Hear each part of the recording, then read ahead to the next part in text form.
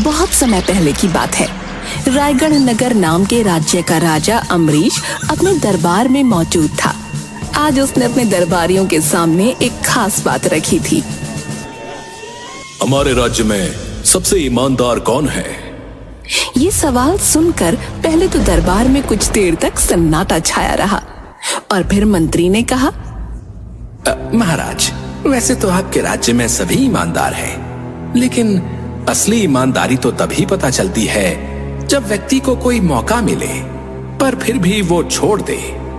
वो एक कहावत है ना कि ईमानदार सिर्फ वो हैं जिन्हें मौका नहीं मिला।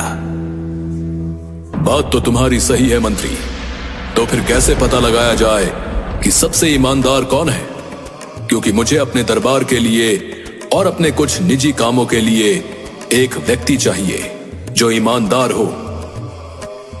मुझे आदेश दीजिए महाराज, मैं पता लगा कर आऊंगा कि इस राज्य का सबसे ईमानदार व्यक्ति कौन है। ठीक है, तुम्हारे पास महीने भर का समय है। जाओ और जाकर एक ऐसे व्यक्ति को लेकर आओ जो सबसे ईमानदार हो। अपनी सहायता के लिए इस दरबार से तुम जिसको चाहो अपने साथ ले जा सकते हो। धन्यवाद महाराज। मंत्री अपना हुलिया बदलकर एक दरबारी के साथ राज्य में ईमानदार व्यक्ति को ढूंढने निकल जाता है। इस दौरान उसे सोमू दिखता है। सोमू एक मोची था जो कि अपनी पत्नी सरिता और बेटी चिंकी के साथ एक छोटे से घर में रहता था। वो लोग थे बहुत गरीब। सरिता, आज भी केवल 2 जोड़ी जूते ठीक करने का काम मिला। मुझे समझ नहीं आ रहा कि घर का खर्च कैसे चलेगा। आप चिंता मत करो, हमारे पास अभी थोड़ा आटा और दाल बचे हैं, हम उसी से काम चला लेंगे। बाकी भगवान पर भरोसा रखो, वो सब ठीक कर देगा। पिताजी, आप परेशान मत हो, मुझे पता है आप बहुत मेहनत करते हैं और आपने ही बताया था कि मेहनत कभी बेकार नहीं जाती। बेटी, तेरी मासूमियत और हिम्मत ही मुझे जीने की ताकत देती है।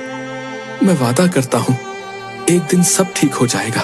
हमारा परिवार साथ है और यही सबसे बड़ी दौलत है। हमें कोई गरीबी हरा नहीं सकती। हाँ सरिता, तुम सही कह रही हो। हमें अपनी मेहनत और ईमानदारी पर भरोसा है और एक दिन हमारा भी समय आएगा। इतना कठिन जीवन होते हुए भी उनकी बातचीत में दर्द के साथ उम्मीद की झलक थी और यही देखकर मंत्री ने सोमू पर नजर रखने की सोची। अगले दिन सोमू अपनी छोटी सी दुकान पर बैठा ग्राहकों का इंतजार कर रहा था। काफी देर बाद एक ग्राहक आया। भाई साहब, ये जूते की एड़ी निकल गई है, क्या इसे ठीक कर सकते हो? जी बिल्कुल, आप बैठिए, मैं अभी ठीक कर देता हूँ। सोमू ने बड़ी मेहनत और लगन से जूते की मरम्मत की। ग्राहक ने जूते को देखा और खुश होकर बोला, अरे वाह, बड़े अच्छे से ठीक किया आपने। ये लीजिए, ये आपकी मेहनत के पैसे हैं, लेकिन आप थोड़े और पैसे रख लीजिए। आपको देखकर लगता है कि आपको जरूरत है। नहीं भाई साहब, मैं ईमानदारी से मेहनत करके ही पैसे कमाता हूँ। मैं मुफ्त में कोई चीज नहीं लेता। अरे मैं मुफ्त में थोड़ी दे रहा हूँ भाई, आपने मेरा काम किया है, उसी के पैसे हैं, बस थोड़े से ज्यादा है। नहीं, पर मैं ज्यादा पैसे भी नहीं लेता। जितना काम उतने पैसे। आपने मेरे बारे में सोचा, उसके लिए धन्यवाद। चलिए ठीक है भाई, लेकिन आपकी ईमानदारी वाकई काबिले तारीफ है। मैं प्रार्थना करता हूँ कि आपकी मेहनत रंग लाए भाई। ग्राहक सोमू की तारीफ करता हुआ चला गया। पास में खड़ा मंत्री और दरबारी ये सब देख रहे थे।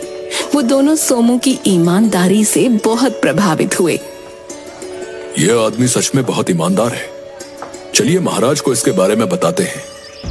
हाँ, तुमने सही कहा, ये ईमानदार तो है, लेकिन हम बिना इसकी परीक्षा लिए इसे महाराज के पास नहीं ले जा सकते। कहीं तब इसने कोई गलती कर दी तो महाराज की तलवार होगी और हमारी गर्दन। हाँ, ये बात भी सही है। तो सोचिए कि इसकी परीक्षा कैसे ली जाए। वो दोनों सोमू को परखने के बारे में सोचने लगे और सोमू एक दो ग्राहकों के जूते मरम्मत करके अपने घर पहुंच गया। जैसे ही उसने दरवाजे पर कदम रखा, उसने देखा कि उसकी चप्पलें घिस चुकी थीं, इतनी कि अब उनकी मरम्मत भी संभव न थी।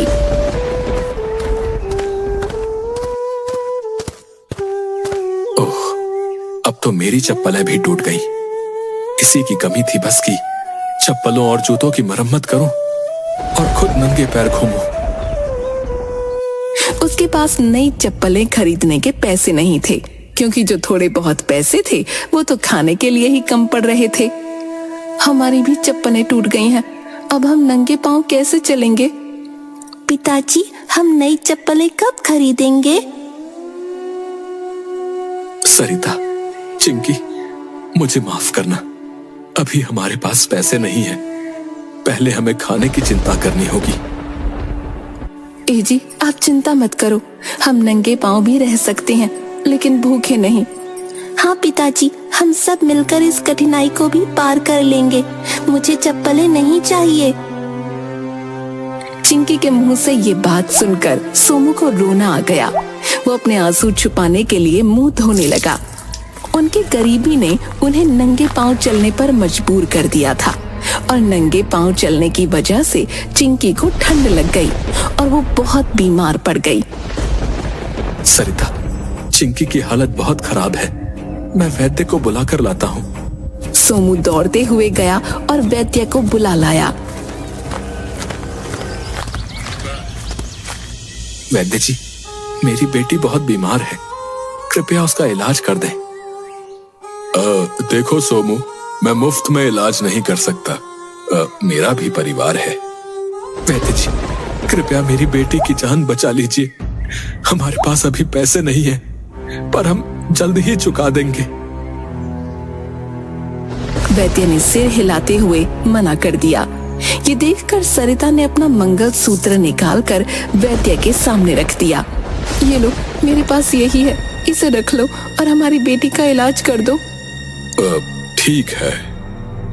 वैद्य ने चिंकी का इलाज शुरू किया। ये देखकर मंत्री और दरबारी बहुत दुखी हुए। मंत्री जी, इनकी कुछ मदद करिए, मुझसे ये सब देखा नहीं जा रहा।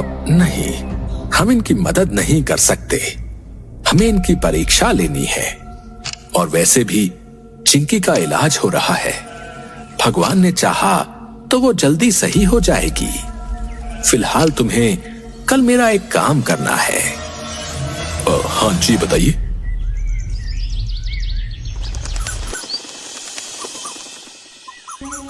अगले दिन मंत्री के कहने पर दरबारी सोमू की दुकान के पास से गुजरता है और जानबूझकर अपना एक सिक्का गिरा देता है। सोमू उस सिक्के को उठाता है और तुरंत दरबारी के पीछे दौड़ता है। महाराज, महाराज, आपका सिक्का गिर गया था, कृपया इसे रख लीजिए। तुम बहुत ईमानदार हो, इसे तुम ही रख लो।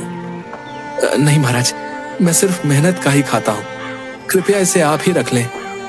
दरबारी सोमू की ईमानदारी से प्रभावित होकर वापस मंत्री के पास गया और सारी घटना बताई। मंत्री जी, सोमू सचमुच बहुत ईमानदार व्यक्ति है, उसने मेरा गिराया हुआ सिक्का भी नहीं रखा। ये बहुत अच्छा है, लेकिन हमें एक आखिरी परीक्षा लेनी होगी। आपको शर्म नहीं आती? एक गरीब व्यक्ति को इतनी बार परीक्षा में डाल रहे हैं, उसकी ईमानदारी तो साफ साफ दिख रही है। मुझे पता है, लेकिन राजा अम्बरीश को इस बात का पूरा विश्वास दिलाने के लिए हमें ये आखिरी परीक्षा भी लेनी होगी। मंत्री की बात सुनकर दरबारी चिढ़ गया, लेकिन वो जानता था कि ये आखिरी परीक्षा सोमू की ईमानदारी को पूरी तरह साबित कर देगी। अगले दिन मंत्री एक साधारण आदमी के रूप में सोमू की दुकान पर गया। उसने अपने पुराने जूते सोमू को दिखाए और मरम्मत के लिए कहा। भाई साहब, क्या आप इन जूतों को ठीक कर सकते हैं? जी हाँ, जरूर, आप इन्हें कल आकर ले जा सकते हैं। सोमू, मुझे पता है कि तुम बहुत कठिनाइयों का सामना कर रहे हो। क्या तुमने कभी सोचा है कि अपनी स्थिति सुधारने के लिए तुम चोरी या बेईमानी कर सकते हो। तुम्हारी जगह कोई और होता तो वो यही करता, क्योंकि उससे तुम्हारी जिंदगी बदल सकती है भाई। अरे ये आप कैसी बातें कर रहे हैं? मैं ऐसा नहीं कर सकता। मुझे भगवान का डर है, और दूसरी बात, मेरे संस्कार मुझे ऐसा करने की अनुमति नहीं देते। मैं ईमानदारी और मेहनत से ही अपना जीवन जीऊंगा, चाहे कितनी भी कठिनाइयां आए। अच्छा सोमू, ठीक है, मैं चलता हूँ। कल आकर अपने जूते ले जाऊंगा। मंत्री वहां से चला गया और सोमू अपने काम में लग गया। उसने जूतों की मरम्मत करी और फिर घर चला गया।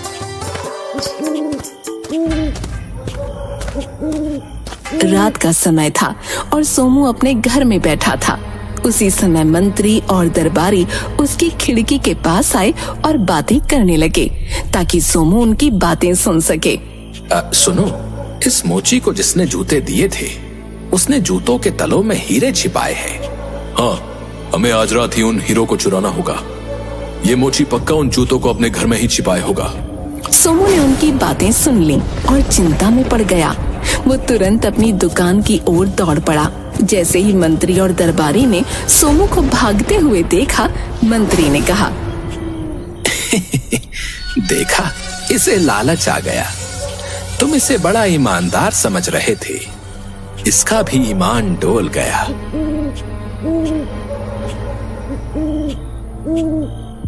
सोमू ने अपनी दुकान पर पहुंचकर जूतों को उठाया और हिलाकर देखा। आवाज से वो समझ गया कि उसमें सचमुच हीरे हैं। उसने जूतों को संभाल कर रखा और दुकान के बाहर सो गया। अगले दिन मंत्री अपने जूते लेने उसके पास पहुंचा। तुम्हारा बहुत बहुत धन्यवाद। वैसे तुम्हें पता है, इन जूतों में मैंने हीरे छुपा कर रखे हैं। मैंने तुम्हें जूते तो दे दिए थे, लेकिन मैं सोच रहा था कि कहीं तुम मेरे हीरे ना चुरा लो। अब ऐसे जूते आपको मुझे नहीं देने चाहिए थे। ये तो अच्छा हुआ कि कल मैंने दो चोरों को बातें करते सुन लिया। इससे मुझे पता चल गया कि इसमें हीरे हैं, तो मैं इसकी रखवाली करने यहाँ आ गया, वरना ये चोरी हो जाते। मंत्री को ये सुनकर बहुत हैरानी हुई, क्योंकि वो सोच रहा था कि सोमू को लालच आ गया है, पर वो तो असल में हीरों की रखवाली करने आया था। मंत्री वहां से चला गया और थोड़ी देर बाद अपने असली रूप में कुछ सिपाहियों के साथ वापस आया और सोमू को ले जाने लगा।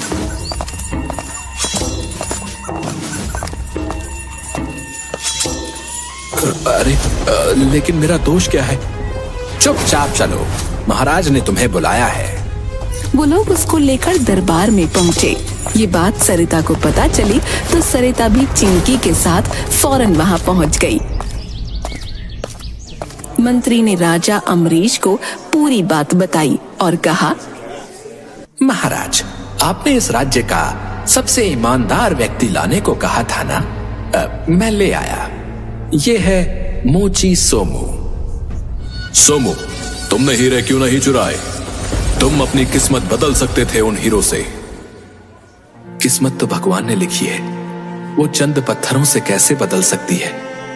बल्कि अगर मैं ऐसा करता तो खुद की और अपनी बेटी की नजरों में गिर जाता। मैं अपनी बेटी को गलत संस्कार नहीं दे सकता महाराज। मंत्री, आपने सही कहा, यह सबसे ईमानदार इंसान है, क्योंकि यह सिद्धांतों का बहुत पक्का है। सोमू, आज से तुम मेरे राज्य के खजांची और मेरे निजी सलाहकार हो। तुम्हारे परिवार की जिम्मेदारी मेरी। आपका बहुत बहुत धन्यवाद महाराज। मंत्री, सबसे पहले सोमू और उसके परिवार को अच्छे जूते पहनवाओ। जी जी महाराज। वाह, नए जूते। हाँ, नए जूते नन्ही गुड़िया। और अब कभी तुम नंगे पैर नहीं रहोगी। और कुछ इस तरह सोमू की ईमानदारी ने उसकी पूरी जिंदगी बदल दी।